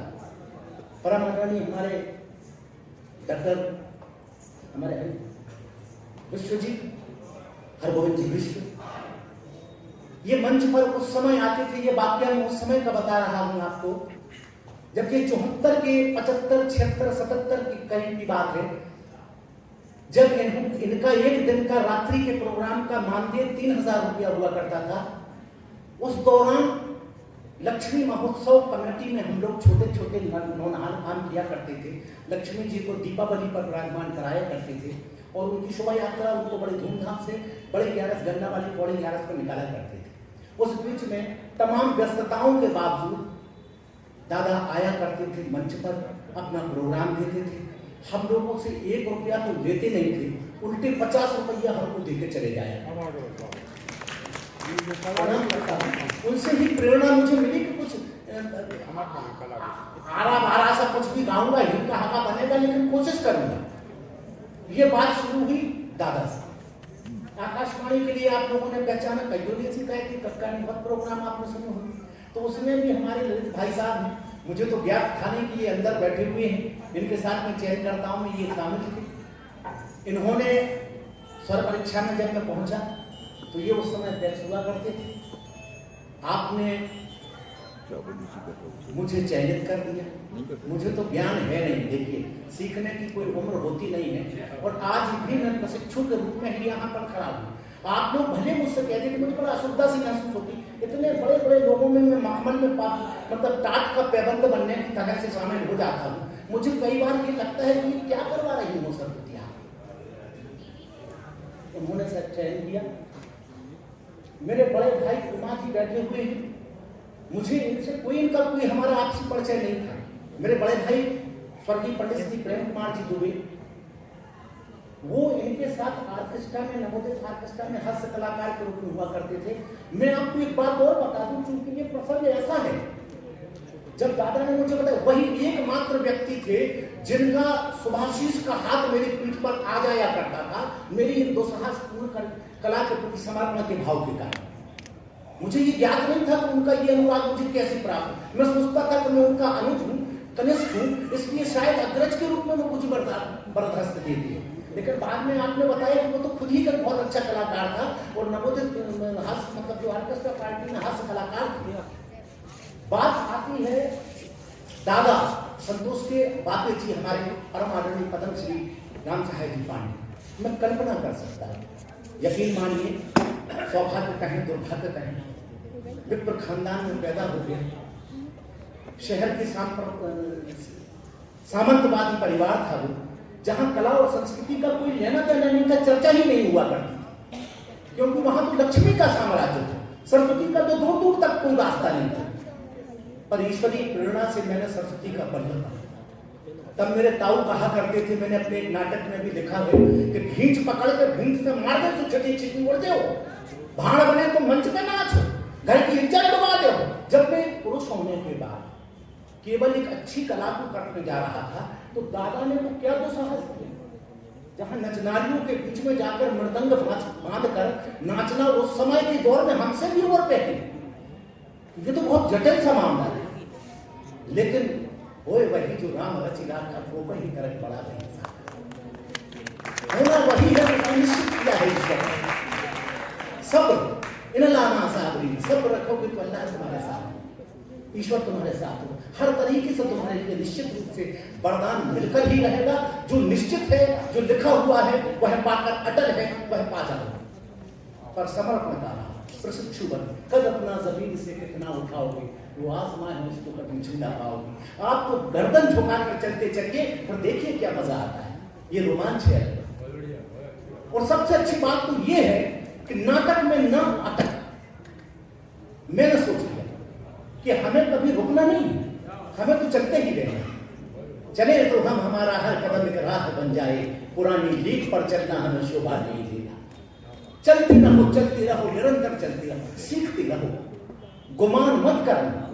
अहंकार किया और दोनों चीजों से गए, ना यहाँ का मान है ना वहां का सम्मान है, कुछ नहीं बचेगा आपके हाथ। लेकिन बड़ा मुगलता होता है, व्यक्ति कई बार अपने अंदर ये भ्रम पाल लेता है। ईश्वर ने मुझे बचा कर रखा है, मैं अभी तक अछूता हूं इस बात से, और आप सबका शुभाशीष मुझे मिलेगा तो निश्चित रूप से यह आगे भी अनवरत मेरी जिंदगी की आखिरी सांस तक यही सब चलता है। दादा का संस्मरण सुना। मैं जब विश्वविद्यालय में आया, आपके शिष्य हुआ करते थे भगवान दास जी से, प्रेम भाई साहब इससे जुड़े हुए, जल्दी दोनों का साथ था लक्ष्मी का घटी के पहले वही प्रभारी हुआ करते थे। उन्होंने विरासत मुझे सौंपी थी। मुझे उत्साह जगा, मैं अपने मन से कोई ना कोई कहानी कर करा के वहां मंच पर करता था। घर के सामने वो हमारा चबूतरा है, वहां सब पूरा खानदान गाली बकने आता था, लड़ने आ जाए, माइकल तोड़ दे, कई प्रकार की व्यवस्थाएं चली, लेकिन करता रहा। तो जब मैं फर्स्ट ईयर में डिपार्टमेंट में पहुंचा, तो स्वर परीक्षण के लिए मैं पहुंचा कि यार वो दृश्य और श्रव्य मतलब व्यवहार है, वहां मतलब हो सकता है मेरी कला के लिए कोई बात है। दादा वहां पर निर्णायक के रूप में थे, और सर्वे सर्वा थे हमारे दादा विष्णु पाठक जी। तो उनका पहला प्रश्न मुझे ये हुआ कि क्यों रे नहीं, पहले जैसा पूछते थे सबसे, सबके घर के नाम, पिताजी के नाम सब कंठस्थ थे। तो कल कहाँ रहते हो बेटा? नामांकन रवि तो कहाँ रहते शुक्रवारी के शनि, हमने तो शुक्रवारी शनि एक ही बैठ गया है। हाँ मैं मालूम है, हमने से कहा कटरा से भी जा सकते थे, गले बाजार से भी जा सकते थे, पूरा भौगोलिक संरचना शुक्रवारी की समझा रहे। हम आगे तो ऐसे होगा आदमी को बहुत ज्ञान है, हमसे ज्यादा ज्ञान जहाँ रह रहा है उससे ज्यादा इसको मान। फिर कल अच्छा क्या बताओ कर होगा। तो हमने कहा गुरु जी हम तो वो थोड़ा सा नाटक प्रेजेंट नहीं जोड़े। दादा कहने लगे नृत्य आउट नृत्य नाच दो तुम्हें नहीं, तो कहने लगे फिर सीखो तुम्हारे। अब कहे कि हमारी टीम है जब बाहर जाते जब पूरी विश्वविद्यालय को प्रतिनिधित्व करे थे तो तमाम जगह शुरू करके जाते तुम सीखो। अब चूंकि हम भी स्वभाव की तो आदमी होती, मैंने कहा यार हम आए थे मिशन दे नहीं सीख दे रहे सीख गया, और जो हमने सीखो उसको नहीं गया थोप रहे, हमें भी नहीं करने, हम अपना नाटक करें। उसी समय श्याम मनोहर जी मिश्र, उन्होंने एक अलग से ग्रुप का परिकल्पना अपने मन में रखी, जिसमें गुड्डू त्रिवेदी, डॉक्टर अनिल शर्मा, अभिषेक भारद्वाज और वो तुम्हारे क्या कहते हैं हेमलता मिश्रा, गायत्री निगम, ये सब लोग थे। तो इन्हें हमारे पास प्रस्ताव ये आया, डॉक्टर अनिल शर्मा जी हमसे बोले, ये भी वहां का डिपार्टमेंट कहने लगे अगर तुम नाटक उसके प्रति लालायक हो तो तुम एक काम कर सकते हो क्या कि हम लोगों से जुड़ जाओ। हमने कहा हम जुड़ने और हटने थोड़ी आए, हम तो अपनी प्रस्तुति करने आए हैं, प्रस्तुति करना है। तो कहते हाँ तो मौका मिलेगा आप आइए। तो म्युनिसिपल स्कूल में रिहर्सल शुरू, डॉक्टर बलवंत तिवारी जी को सैल्यूट करता हूँ, प्रणाम करता हूँ, उनको भी याद कर रहा हूँ। उनने जो है एक नाटक लिखा था महोबिया, उसके पहले हमने जुलूस नाटक किया उनके साथ, मणि मधुकर का हमने रसगद्दा भी किया, हमने एक दुलारी बाई किया और अपना गुरु चेला किया। ये सब नाटक करने के बाद फिर महोबिया नाटक जब 84 में हम लोग लेके गए प्रगति मैदान में, तो किस्मत से हमारे साथ क्या भाग्य था हमारा, हमारे साथ में 2 विभूतियां सागर शहर की थी। एक थी पंडित पांडे जी और दूसरे थे लक्ष्मी नारायण दादा कांगड़ा। और जब हम लोगों ने दादा, उस समय इंदिरा गांधी प्रधानमंत्री थी, पी नरसिंह राव जी रक्षा मंत्री थे, वो आए प्रगति मैदान में, हमारा शो चल रहा था, शो के बीच में अबाक हुए, पूरे 27 देशों के लोग थे और वहां अपने यहाँ टेक्नोलॉजी ऐसी थी, खटाखट फोटो उतारा और तुरंत प्रिंट दें तो दादा की फोटो और राम साहेब जी पांडे जी को, लक्ष्मी नारायण जी को, वहीं पर 3 देशों के लोगों ने उनको बुक कर दिया वहीं के वहीं कि आप जो है हमारे यहाँ अपनी प्रस्तुति करने विदेश में जाओ। तो हमें लगा कि कला में बहुत दम है। आप ये लोग जो कहते हैं, हमें बाइबल पाक की वो लाइन याद आ गई कि हे प्रभु इन्हें क्षमा करना क्योंकि ये खुद नहीं जानते इनसे कौन सा अपराध हो गया, इन्हें कोई ज्ञान नहीं है, लेकिन ये अहंकार में डूबे हैं। वो कला को निश्चित रूप से जो दूषित बताते हैं, ये इनकी मानसिकता दूषित है। कला तो अपने आप में उज्जवल है और वह है। और वो धीरे धीरे आज परिस्थिति ये आई है कि आप लोग यकीन मानो कि जो लोग मुझे हे की दृष्टि से देखते थे, धिक्कारते थे, आज वे बड़े गर्व से कहते हम भैया हमारे चाचा हमारे मतलब ये देखिए परिवर्तन कितना अपने आप में अधिसंभावी है और ये होके रहता है। ये गुरु जी ने इनने एक बार मुझसे बोला कि ये 84 की बात है, जब मैं छात्र महासंघ में कभी का चुनाव जीता था, तो उस समय मिलने गया, आशीर्वाद का सिलसिला का गुरु से शुरू की परंपरा अभी भी मेरे अंदर वो भाव है। जो लोग मुझसे जुड़े हैं, मैं प्रणाम करने का आदि हूँ, झुकना ही सबसे बड़ी बात। तो जब मैं इनके पास पहुंचा तो इन्होंने एक बात हमसे कही, वो बहुत विचित्र सी बात थी, वो मुझे बड़ी खटकी। वो कहने लगे आओ आओ आओ, वो तो उनकी स्टाइल थी, वो मैं नकली तो नहीं करूंगा, गुरुजी अब है नहीं, उनके सामने केक करता था। तो वो हमसे बोले कि यार बड़ी विचित्र सी बात है, क्या कहले कुछ लोगों ने ये प्रश्न उठा दिया है कि विष्णु पाठक हेड ऑफ द डिपार्टमेंट कैसे है जबकि ये पीएचडी में। मैंने कहा ये कौन सी बात है? कहले नहीं, यहाँ से उठ गया और वो बात चल रही, तो इसमें तुम क्या कर सकते हो? हमसे बोले हमने कहा गुरुजी हम कर तो कुछ नहीं सकते, प्रयास जो करेंगे हमारे साथ लड़क बहुत है, सो हम यूनिट से नहीं तो पथरा से पथरा बजा कर तो हम कुछ नहीं सकते, लेकिन हम इस तरीके को भी खेल खेलते हैं। हम तो नाटक परफॉर्मिंग आर्ट्स के आदमी हैं। इस गजब को दोदरा करना है कि जो सब भूल गए कहाँ की पीएचडी, कहाँ की डिग्री, कहाँ की एमटेक, ये सब भूल गए अपने आप, क्योंकि आपने जो कुछ किया है 29 वर्षों तक, जो नए हमारे बच्चे यहाँ बैठे हुए हैं, इनको मालूम होना चाहिए कि सागर विश्वविद्यालय की पताका 29 वर्षों तक यूथ फेस्टिवल में लगातार हर वर्ष प्रथम स्थान प्राप्त करने की है। ये कितनी बड़ी बात है। मुंबई की टीमें आदि की साधन से परिपूर्ण, तमाम उनके साथ में लोग, तमाम टीमें, क्योंकि देखो कला के मामले में निसंदेह महाराष्ट्र हुआ, मराठवाड़ा मतलब, बंगाल हुआ, साउथ हुआ, कर्नाटका हुआ, ये सब चीजें, ये कला वृक्ष इनके घर घर में किचन तक फैली हुई। हमारे तो बरामदे में नहीं जा पा रहे, हम दरवाजे के बाहर नहीं खड़े हो पा रहे, घर के आदमी भीड़ से मारने की कह रहे। उस जगह पे भी उनने जो परचम में लहराया, बुंदेली संस्कृति को स्थापित कराया, तो कितनी बड़ी बात। हम सब ऋणी हैं और अपनी अंतरात्मा से आप सभी से हाथ जोड़कर करबद्ध प्रार्थना कर रहा हूं। मुझे बेहद दुख हो रहा है।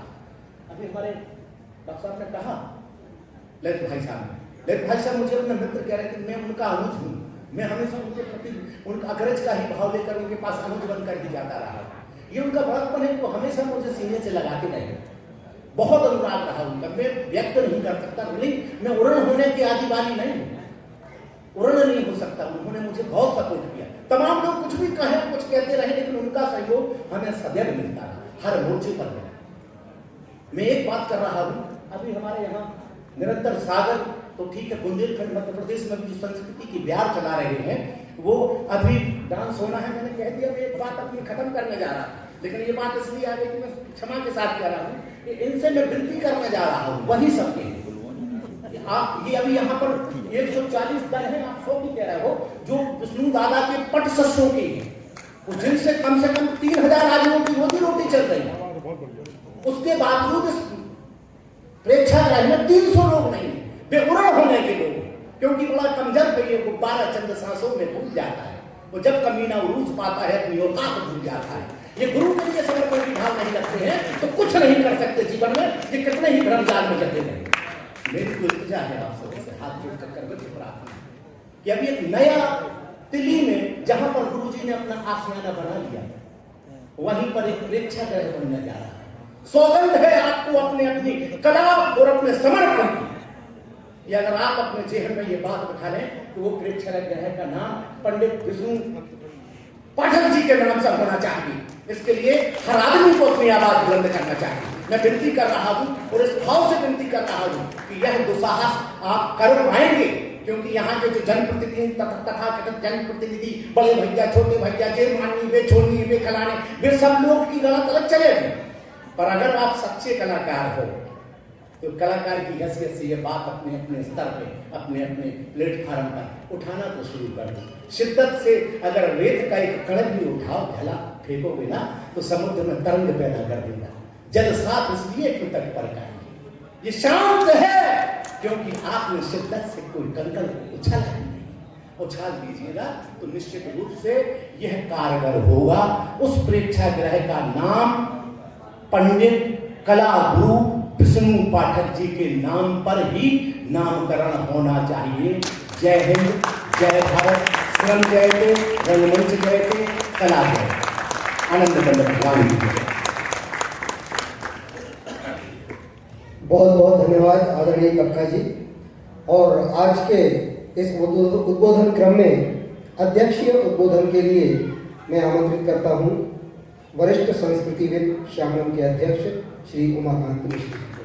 मुझसे हो गई है। आयोजक मंडल के लिए मैं कान पकड़कर उठक बैठक लगाते हुए क्षमा मांगता हूँ। आप लोगों ने इतना पुनीत पर्व काम किया है। डॉक्टर अतुल जी तो हमारे हृदय में बैठे, क्योंकि हमारी सांस ही अतुल जी है। अन्वेषण थिएटर ग्रुप की भी पूरी जिम्मेदारी उन्हीं के कंधों पर है, मस्तिष्क पर ढो रहे हैं। यहाँ का भी पूरा भाग मैंने बनाया हूँ। टीम को प्रणाम भी करता हूँ और क्षमा भी मांगता हूँ।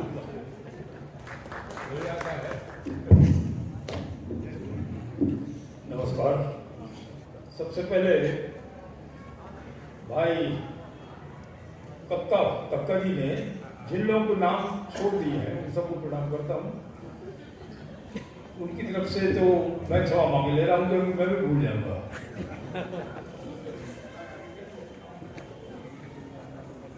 एक बात बता दूं, मैं एक संस्था चलाता हूँ श्यामलम, और उसमें मैं इस मंच पर बैठने के लिए बड़ी मेहनत से सोच विचार करके मुख्य अतिथि और अध्यक्षों का चयन करते हैं। मेरी इसमें घोषणा है कि मैं कभी भी मंच पर नहीं बैठूंगा। इस शहर में साहित्य वर्ग से खासतौर पर जुड़े हुए सभी लोग जानते हैं। हमारे बीच इस बीच में अन्नी भाई आ चुके हैं, एडवोकेट स्वागत मैं कर देता हूँ। तो मैं ये बात कह रहा था कि मैं मंच पर नहीं आता और ना ही बोलता हूँ। क्यों आ गया फिर? इसलिए कि विष्णु पाठक जी जो थे वो हमारे गुरु थे, और आप सब जो लोग भी यहाँ आए हैं, इनमें से मैं नहीं समझता कोई व्यक्ति ऐसा हो जो उनसे जुड़ा ना रहा हो, उनकी कलाकार की जो नजर थी उससे परिचित ना हो, और आप नहीं तो आपके परिवार का, इस शहर के हर घर से कोई न कोई व्यक्ति उनका चेला रहा है। मैं बात करता हूँ, सबसे पहले मैं मंच को प्रणाम करता हूँ। मैं नाम किसी का नहीं लूंगा। आदरणीय मंच, सम्मानीय हमारे प्रबुद्धजन, श्रोतावर्ग, नचैया बनवा दे वो तो सबको, वो के चक्कर में न पड़िए विष्णु पाठक के, ये कहा जाता था उस समय। मैं बात कर रहा हूँ 67 से 76 के बीच की बात। हम लोग जब भट्टिया में पहुंचे 67-68 में, उसके पहले मेरे बड़े भाई श्यामाकांत जी, जिनका बार बार जिक्र हो रहा है, वो बहुत शौकीन थे डांस और कॉमेडी के। मैं आदरणीय गजानन जी को याद कराना चाहूंगा। क्या है कि बोलने को कुछ बचा नहीं है, इतना अधिक बोला जा चुका है, लेकिन कुछ जो मैं सोच रहा था कुछ ये लोग भूल जाए तो जिसको मैं बोल दूं। तो उसमें एक बात जो नहीं आ पाई वो थी फिल्म नई उम्र की नई फसल।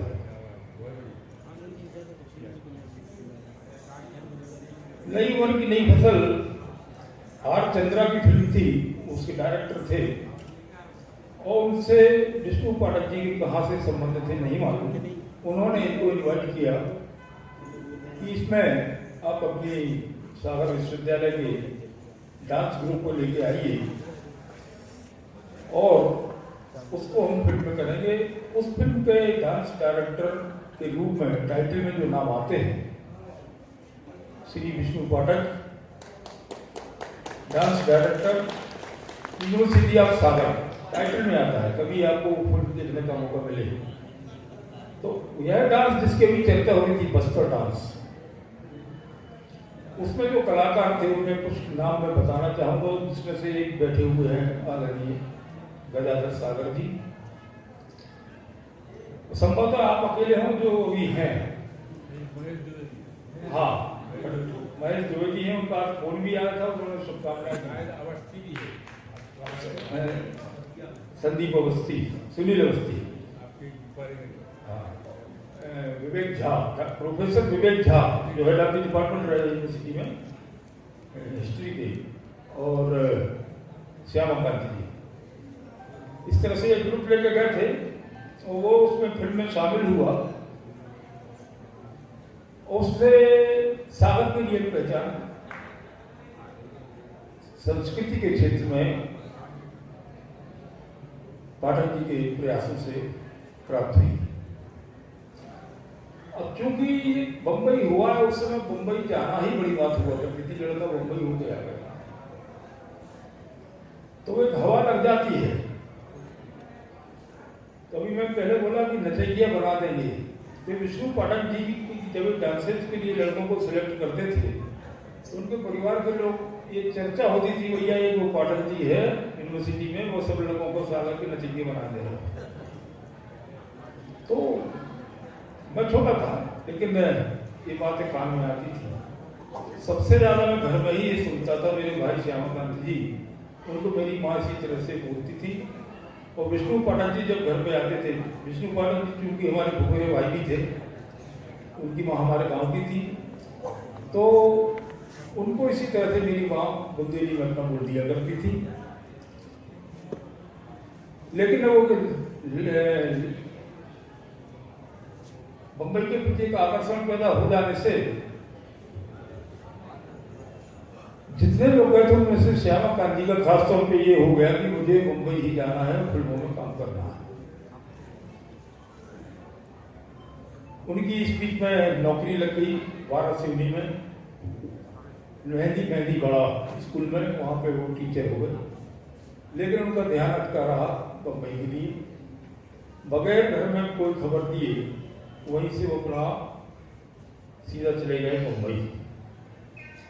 और एक चिट्ठी लिख गए आदरणीय विश्व जी को, ये आपको भाई साहब के मित्र थे, कि मेरी साइकिल और जो सामान रखा इसको ले जाना, मैं मुंबई आ रहा हूँ। विश्व जी का हमारे घर में प्रतिदिन आना जाना रहता था। ये भी करते करते करीब एक आध महीने या 2-4 महीने बाद आया, जब इन्होंने बताया कि आपका चिरंजीव पिताजी को बताया कि वो मुंबई भाग गया है।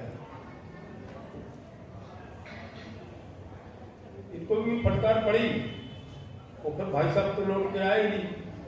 तो मैं इसलिए इन बातों को ला रहा हूँ, इस रिकॉर्डिंग को खास तौर पर कर रहा हूँ कि फिर बाद में श्यामा कांत जी मुंबई के ही हो गए। आदरणीय हमारे बैठे हैं ज्ञान बुंदेला जी, ये बहुत अच्छे से परिचित हैं, रेडियो में अपने सीख रहे हैं सागर में। इन्होंने वो इंटरव्यू दिया था हमसे। तो इस तरह श्यामा कांत जी फिर संघर्ष करते हुए करीब 14-15 फिल्मों में उन्होंने काम किया और छोटी छोटी भूमिकाएं मिली। तो अब वो श्रेय कहाँ जाएगा?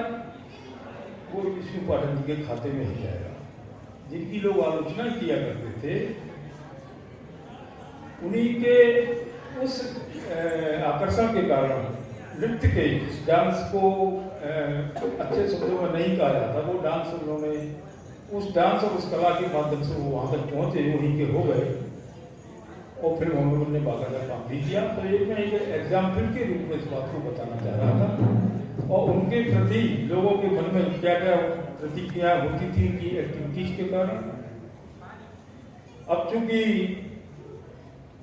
बोलना बहुत था और यह एक ऐसा विषय है जिस पर पूरे दिन चर्चा की जा सकती है।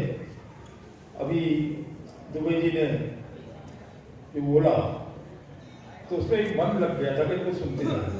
तो ऐसा लगता कि इस तरह के वक्ता जो है 2-3 घंटे बोले, हम लोग बैठ के सुनते रहे। इसके बाद चूंकि सांस्कृतिक कार्यक्रम है तो होना है, तो कई बातें ऐसी हैं जो उनके बारे में, पाठक जी के बारे में बताने की थी, जो नहीं बता पा रहा हूँ, उतना जरूर बताऊंगा। एक कार्यक्रम हम लोगों ने श्यामानंद संस्था ने शुरू किया, संस्कृति परिक्रमा। उसकी शुरुआत उन्हीं पर केंद्रित कार्यक्रम से इसी स्थान पर की गई थी।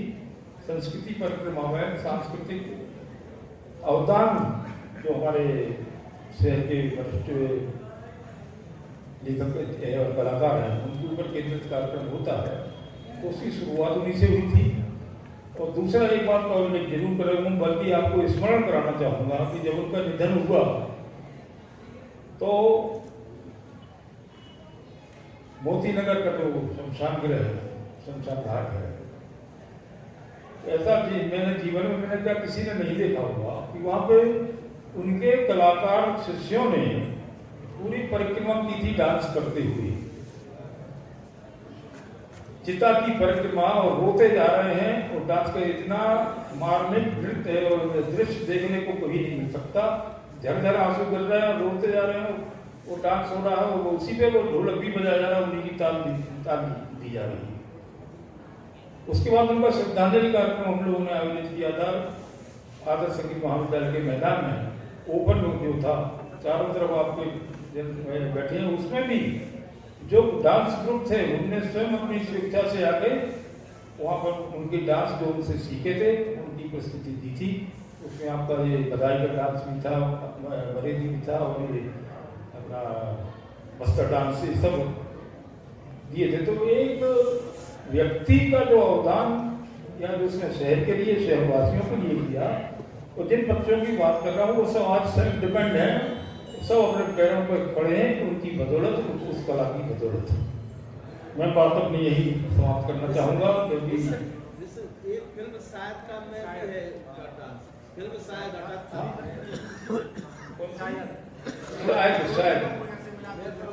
आज इसमें 8 जी ने गाना गाया था, 2 दिनों को ऐसे उसकी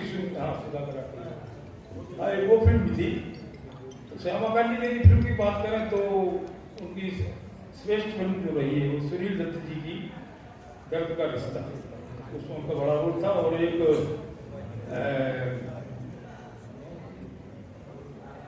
तनुजा और संजीव कुमार जी की फिल्म अभिमान है, इस तरह से कोई नाम था, हमें याद नहीं आ रहा है। तो ठीक है, तो उसके ऊपर केंद्रित बात नहीं करना चाहता मैं, सिर्फ जिनको हम याद कर रहे हैं उनके ऊपर बात करना चाह रहा था।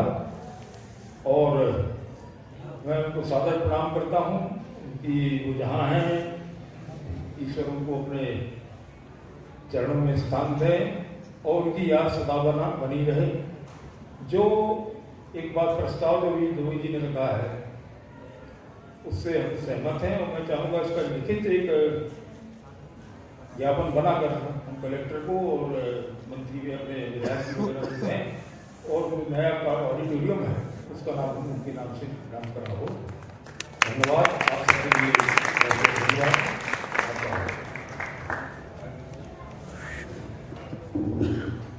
बहुत बहुत धन्यवाद आदरणीय मिश्र जी।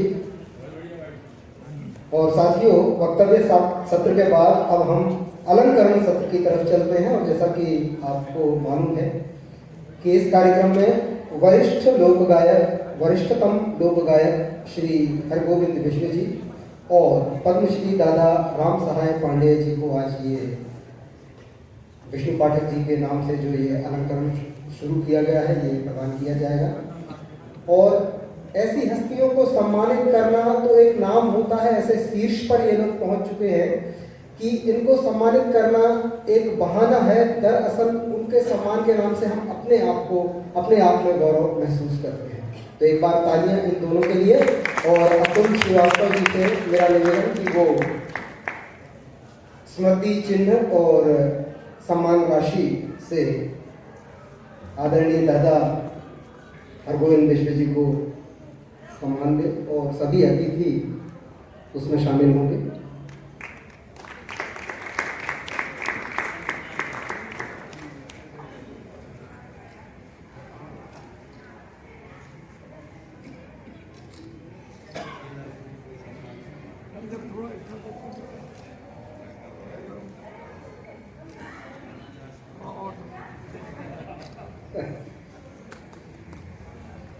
बहुत बहुत धन्यवाद। और इसके बाद चूंकि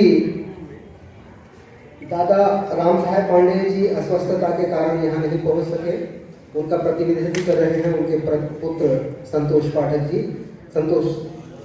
पांडे जी। तो अब अतुल श्रीवास्तव जी से निवेदन है कि प्रतिनिधित्व कर रहे श्री पांडे जी को दादा राम सहाय पांडे जी का यह अलंकरण।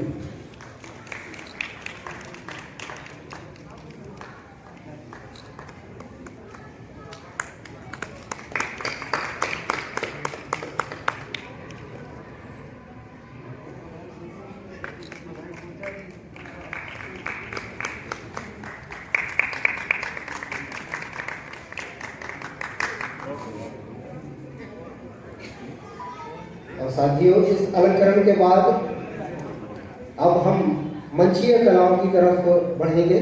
तो उससे पूर्व समस्त अतिथियों से हमारा निवेदन है कि वो सभागार की अग्रिम पंक्ति में बैठकर इन मंचीय कलाओं का आनंद लें। भाई अतुल श्रीवास्तव जी उनको ससम्मान नीचे तक पहुंचाएं।